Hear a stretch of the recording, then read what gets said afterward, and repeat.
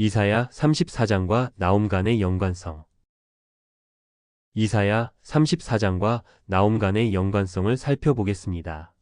두 본문 모두 하나님의 심판과 정의, 그리고 악한 민족에 대한 파괴의 메시지를 전달하고 있습니다. 두 본문은 하나님이 악을 심판하시고 그를 따르는 자들을 보호하신다는 공통된 주제를 가지고 있습니다. 이러한 연관성은 성경의 전체적인 메시지와 하나님께서 어떻게 역사하시는지를 이해하는 데 중요한 요소입니다. 다음은 두 본문 간의 개요와 연관성을 살펴보겠습니다. 이사야 34장. 주제. 이사야 34장은 에돔과 같은 이방 민족에 대한 하나님의 심판을 다룹니다.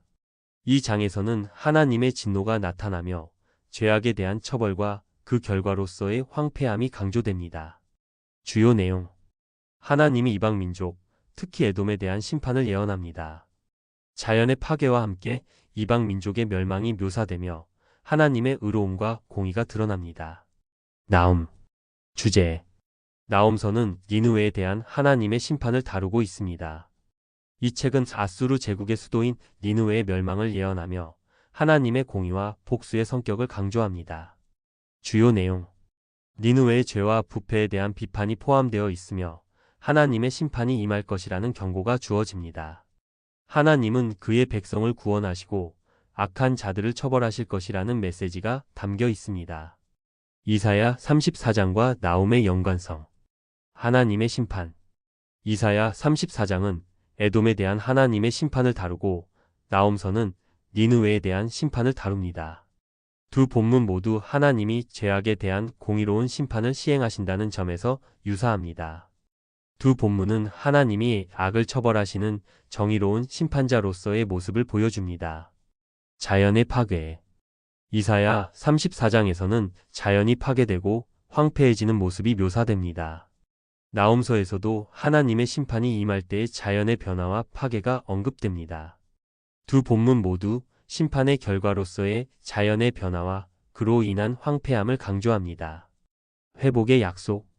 이사야서 34장은 심판 후의 회복에 대한 암시가 포함되어 있으며 나홈서에서도 하나님이 그의 백성을 구원하실 것이라는 메시지가 있습니다.